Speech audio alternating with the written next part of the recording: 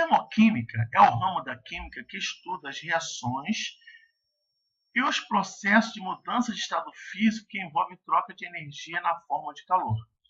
Então, basicamente, a termoquímica é estudado nos processos físicos e químicos, com a absorção e com a liberação de energia em forma de calor. Então, na termoquímica, nós temos os processos exotérmicos e os processos endotérmicos.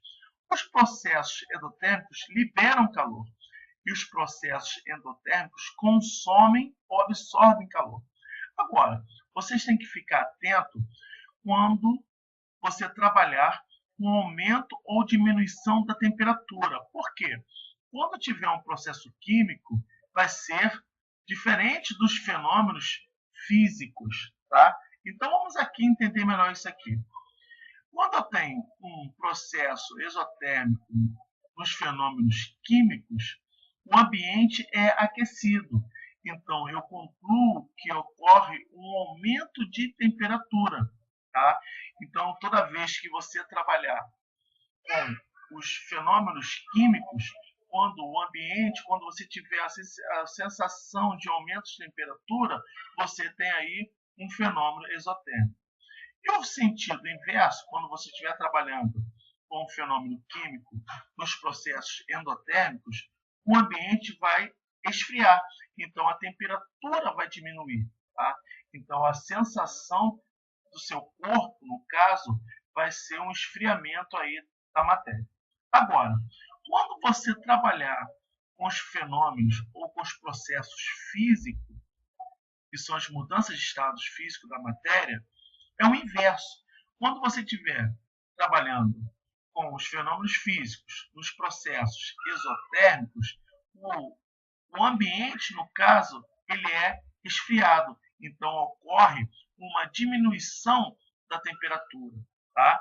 Então, é o inverso. E quando você tiver um fenômeno físico nos processos endotérmicos, o ambiente, ou melhor, vai ter um aumento de temperatura, tá? Então, é o inverso, vocês têm que tomar cuidado com isso aí. Bem, agora nós vamos aprender como identificar os fenômenos exotérmicos ou endotérmicos.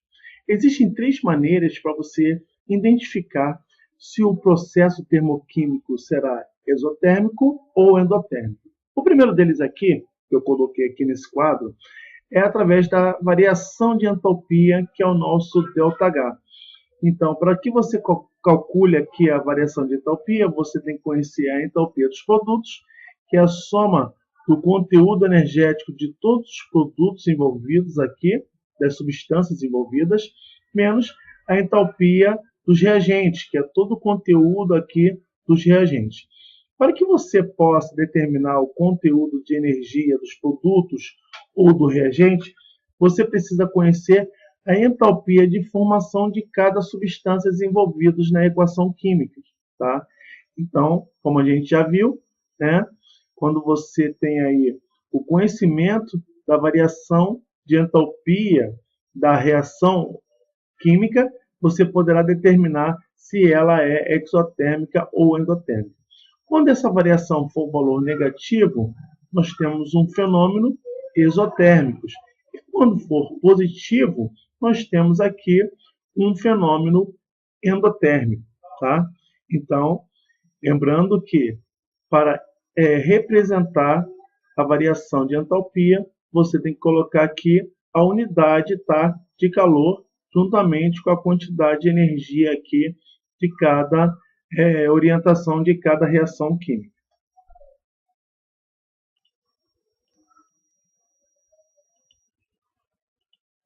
Temos agora outro tipo de representação, que é o segundo método de você identificar se um fenômeno é exotérmico ou endotérmico. Este primeiro gráfico aqui, ó, nós temos a linha dos produtos e a linha dos reagentes. Então, toda vez que o conteúdo de energia dos produtos forem maior do que a quantidade de energia dos reagentes, o meu ΔH vai ser maior do que zero. Então, se ele vai ser maior do que zero, nós concluímos que esta representação gráfica aqui é endotérmico. Então, esta reação aqui vai ser considerada endotérmica, por quê? Porque a variação de entalpia vai ser maior do que zero. Então, toda vez que a variação de entalpia for maior do que zero, a quantidade de produtos tem que ser maior do que os reagentes. Tá? E essa variação aqui, essa simbolização da seta, você tem a representação da seta onde a reação está saindo do reagente para o produto, sempre dessa maneira. Tá? O segundo gráfico, eu tenho aqui a quantidade de reagente maior do que as quantidades de produtos.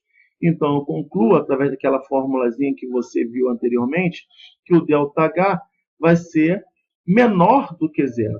Se ele vai ser menor do que zero, vai ter um valor negativo.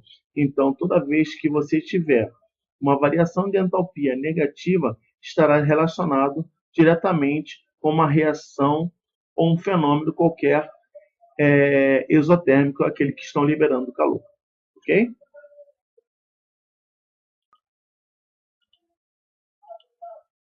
A outra maneira de você identificar se o processo será exotérmico ou endotérmico é através do calor inserido diretamente numa reação química. Aqui em cima estão dois exemplos, né, do ΔH, pelo qual você pode identificar se uma reação é exotérmica ou endotérmica. Quando eu falei a variação de entalpia negativa, eu tenho uma reação exotérmica. Quando eu tenho a variação de entalpia positiva, eu tenho uma reação endotérmica. Agora, quando eu insiro diretamente aqui o calor, né, atribuído numa reação química, toda vez que tiver o mais calor do lado dos reagentes, aqui que é a esquerda da seta, o mais calor do lado esquerdo da seta, que é o primeiro membro da equação química, nós temos um fenômeno endotérmico. Agora, como nós temos dois membros, primeiro membro e também segundo membro da equação, esse mais calor eu posso jogar para o segundo membro de uma maneira negativa. Eu posso colocar aqui, ó, menos 178 kJ. Então, está simbolizando também um fenômeno endotérmico. A única diferença aqui foi a troca de membros, onde você muda aqui os sinais. Tá? Toda vez que você tiver o mais calor do lado dos produtos, que é o segundo membro da equação, isso aí conclui que esse calor está sendo produzido. Então, a reação química está produzindo essa quantidade de calor. Então, esse mais calor do lado direito da equação química, que é o segundo membro, né, onde estão localizadas as substâncias produtos, eu tenho uma exotérmica, uma reação exotérmica. Agora, a mesma coisa pode ocorrer, eu posso mudar de membro. Se eu mudar de membro, esse valor aqui vai ficar negativo. Então, pode aparecer aqui no primeiro membro menos 572 kJ e também se terá a mesma representação exotérmica. Valeu, galera? Esse é um resumo aí de termoquímica, tá? Apenas para a gente identificar os fenômenos químicos. Nós sabemos que a termoquímica tem um amplo estudo, né, dessas equações aí. Um grande abraço para vocês.